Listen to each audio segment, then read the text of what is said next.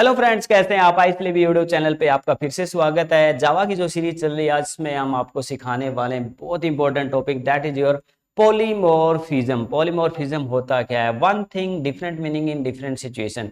एक ही चीज अलग अलग सिचुएशन में अलग अलग अपना रूप दिखाए तो उसको हम पॉलीमॉर्फिज्म कहते हैं। जैसे देखिए, हमें पता ही है कि एक ऑब्जेक्ट ओरिएंटेड प्रोग्रामिंग है तो रियल लाइफ एंटिटीज को ये इंप्लीमेंट करता है प्रोग्रामिंग में। जैसे देखिए, आप अपने घर में कुछ और हो, आप अपने कॉलेज या यूनिवर्सिटी में कुछ और हो, अपनी वर्किंग प्लेस में कुछ और हो, फ्रेंड्स में कुछ और हो, अपने रिश्तेदारी में कुछ और हो तो आप एक ही ना। तो आप अपने अलग अलग सिचुएशन में अलग अलग रूप दिखाते हो तो वो पॉलीमॉर्फिज्म कहलाता है। Polymorphism means one thing different meaning in different situation. इस चीज को रिप्रेजेंट करता है आपका पॉलीमॉर्फिज्म। अब प्रोग्रामिंग में पॉलीमॉर्फिज्म को इंप्लीमेंट करने के लिए कौन से कॉन्सेप्ट जावा में हम करेंगे? देखिए, इसके लिए एक तो फंक्शन ओवरलोडिंग और एक ऑपरेटर ओवरलोडिंग, दो चीजें होती हैं। बट ऑपरेटर ओवरलोडिंग जावा में होती नहीं, तो यहाँ पर फंक्शन ओवरलोडिंग के थ्रू हम इस चीज को इंप्लीमेंट करने वाले हैं, पॉलीमॉर्फिज्म को फंक्शन ओवरलोडिंग के साथ। यस, तो मूव करते हैं। देखिए, one thing different meaning in different situation,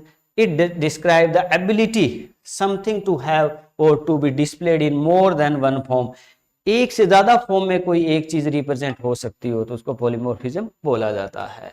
देखिए, पॉलीमॉर्फिज्म जो है दो प्रकार से, एक तो कंपाइल टाइम होता है, एक रन टाइम होता है। कंपाइल टाइम में फंक्शन ओवरलोडिंग और ऑपरेटर ओवरलोडिंग आता है। देखिए, ऑब्जेक्ट ओरिएंटेड कॉन्सेप्ट की बात करें तो ये सारा है, पर जावा में ये नहीं होता ऑपरेटर ओवरलोडिंग। तो फंक्शन ओवरलोडिंग क्या है ये हम पढ़ने वाले हैं। और इसी प्रकार रन टाइम में वर्चुअल फंक्शन कॉन्सेप्ट को यूज करके ऑब्जेक्ट ओरिएंटेड प्रोग्रामिंग में हम पॉलीमॉर्फिज्म को एक्सेस कर सकते हैं। तो यहाँ हम पढ़ेंगे फंक्शन ओवरलोडिंग। फंक्शन ओवरलोडिंग होती क्या है? देखिए, फंक्शन ओवरलोडिंग किस चीज को रिप्रेजेंट कर रहा है? मान लीजिए एक क्लास है, उसमें कुछ फंक्शन है, पर फंक्शन भी सेम नाम के हैं, तो सेम नाम के फंक्शन एक ही क्लास में बनना फंक्शन ओवरलोडिंग कहलाता है। अब एक ही नाम से बन जाएंगे, अरे एक फंक्शन कॉल कर रहे हैं तो कौन सा कॉल हो, हमें ये दिक्कत आएगी। पर इसका भी सॉल्यूशन है। अगर सेम नाम के एक ही क्लास में सेम नाम के दो फंक्शन बना रहे हो आप, एक और दो, दोनों के नाम सेम हैं, तो आप कैसे कर सकते हैं? इनको कॉल करते समय दिक्कत आएगी, कैसे सॉल्यूशन होगा? उसका सॉल्यूशन है भी एक फंक्शन में आर्गुमेंट लो, एक में ना लो। अगर आप कॉल करते समय आर्गुमेंट दोगे तो वो कॉल हो जाएगा, ना दोगे तो वो नहीं कॉल होगा, दूसरे वाला कॉल हो जाएगा।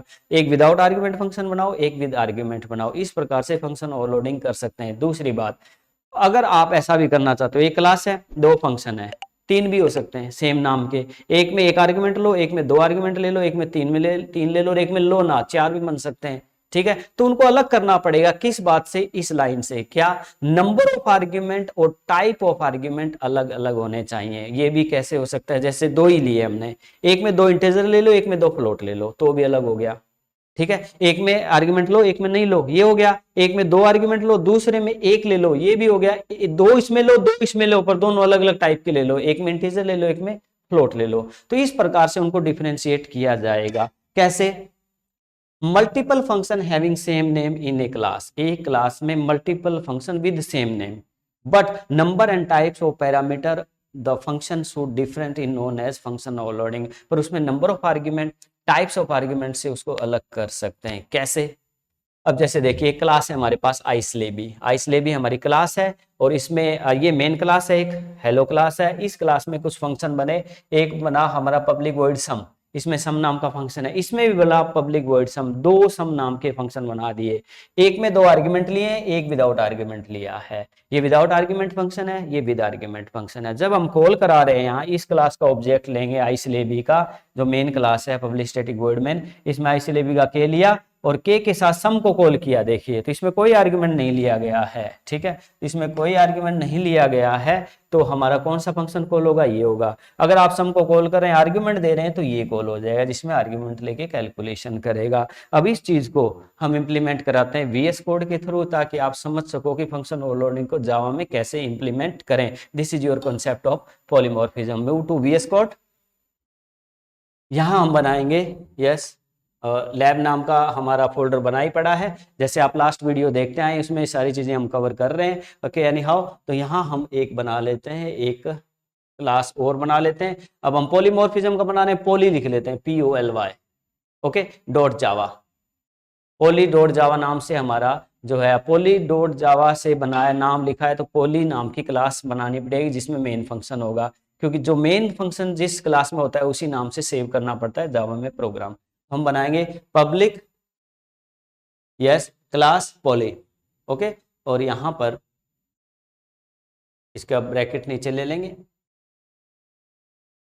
ये हमारी एक क्लास बन चुकी है। अब उसके ये इसमें पब्लिक स्टैटिक वॉइड मेन लेंगे, ये तो मेन क्लास है हमारी, इसमें होगा पब्लिक स्टैटिक वॉइड मेन, और इसके ब्रैकेट में ले लेंगे स्ट्रिंग यस एस। ये हमारा बेसिक स्ट्रक्चर है, हर प्रोग्राम का ही होता है। एंटर, यहां लिखें, इससे ऊपर एक क्लास बनाएंगे यस क्लास। क्लास का नाम रख लेते हैं हेलो, और इसके अंदर हम बना लेंगे एक फंक्शन पब्लिक स्टैटिक वॉइड सम, पब्लिक स्टैटिक वॉइड सम, और ये विदाउट आर्गुमेंट बना लेते हैं यस। इसमें हम एडिशन का प्रोग्राम बनाएंगे, इंटीजर लेंगे ए बी और सी, ए बी सी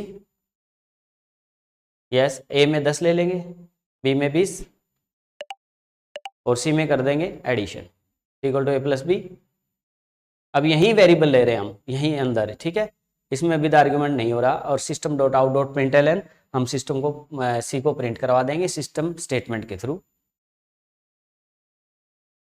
यस। अब हमारे पास एक फंक्शन इस क्लास का बन चुका है, एक दूसरा और बना लेंगे सेम ही नाम का yes, public void public static void sum, और इसमें ले लेंगे आर्गुमेंट इंटीजर एक्स स्पेस देंगे कॉमा, एक मिनट यस, कॉमा इंटीजर वाई। अब जेड हमें चाहिए वो अंदर ही ले लेंगे, एंटर, ब्लॉक बनाएंगे जेड इंटीजर जेड, और z equal x plus y okay, और यहाँ प्रिंट करवा देंगे जेड को system dot out dot println, और यहाँ हम प्रिंट करा रहे हैं जेड को। अब इन दोनों में डिफरेंस क्या है देखिए, अब हमारे पास यहाँ समझने की बात है, एक क्लास है, इस क्लास में 2 फंक्शन है, पर दोनों फंक्शन के नाम सेम है, सम ये है सम ये है, तो ये हो गया फंक्शन ओवरलोडिंग। एक में आर्ग्यूमेंट नहीं लिए और एक में आर्ग्यूमेंट हमने ले लिया। अब इनको कॉल कैसे कराएंगे, अब इनका ऑब्जेक्ट ले लेंगे मेन क्लास में यस, हेलो क्लास है, हेलो का एच लेंगे, एच इक्वल न्यू,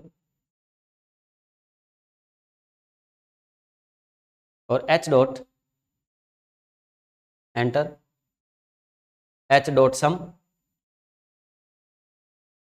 सेमीकोलन, एक और करेंगे एच डॉट सम, और इसमें ले लेंगे आर्ग्यूमेंट 40 कोमा 50 अलग ले लेंगे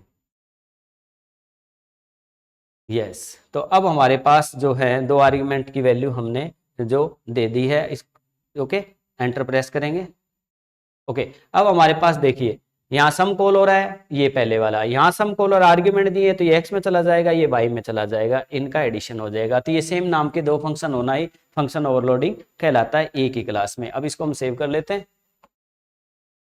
सेव करने के बाद हम इसको करेंगे रन।